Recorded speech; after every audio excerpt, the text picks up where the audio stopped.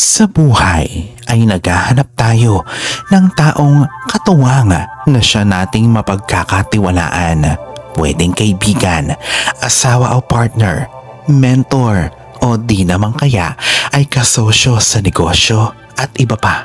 Pero parang napakahirap at papunta na sa imposible na matagpuan natin ang taong tugma para sa atin at nagre-resonate sa kung ano man ang ating pinaniniwalaan at persepsyon sa buhay. Sabi nga nila, wala namang perpektong tao sa mundo. Ngunit hindi ka ba nagtataka na ang ilan ay natatagpuan ng tunay na pag-ibig o ang taong kanilang mapagkakatiwalaan ng kanilang mahalagang bagay sa buhay? Marahil ay heaven's luck na nila ito o mismong langit ang nagtalaga na sa kanila nito. Ngunit para sa mga tao na umaasa lang sa man's luck o earth luck, kagaya ko, naisip ko, papaano kaya ako makakaakit ng tamang tao para sa buhay ko? Ito ay kaibigan o kasosyo sa isang negosyo o ang taong magsisilbing gabay sa akin sa panahon na wala na sa tabi ko ang aking mga magulang, kapatid at iba pang kamag-anak. Kaya naman ay napapatanong ako, sino kaya ang tamang tao para sa akin? Lahat naman tayo ay kailangan din ng katuwang at tunay na mapagkakatiwalaan sa buhay.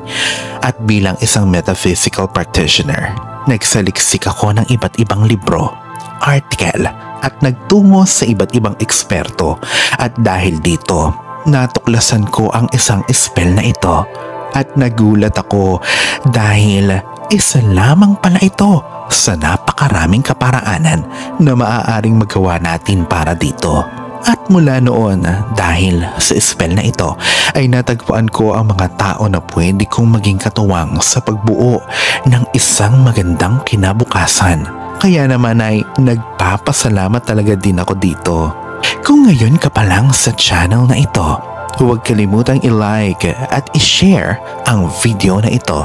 Mag-subscribe ka na din at i-click ang notification bell para lagi kang updated sa mga pinakabago nating video patungkol sa iba't ibang orasyon, spell o ritual.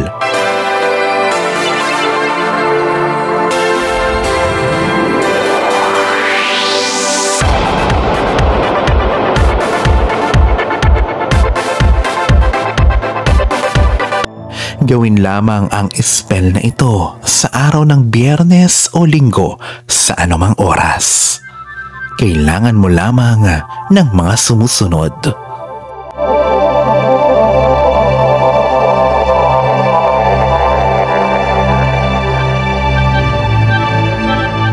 Una, isulat ang kalidad ng isang tao na gusto mong patuloyin sa buhay mo. Pangalawa, lagyan ng laurel ito gamit ang tape. Pangatlo, saka irolyo ito papunta sa iyo. Pang-apat, itali ito ng 2 beses. Pang-5, sindihan ng pulang kandila. Pang-6, saka i-focus ang iyong enerhiya sa papel. I-visualize na ang taong ito ay nasa buhay mo na at tinutulungan kang mapaunlad ito. Saka patayin ang kandila. Pang-7, isabit ito sa pinto, bintana o kung saan man lumilitaw ang araw sa umaga. Pang-8, sa hapon ay ilagay ito sa ilalim ng iyong unan o higaan. Hintayin na magmanifesto ang iyong kahilingan. Hayaan ang spell na gumana at ikaw ay magpakaabala.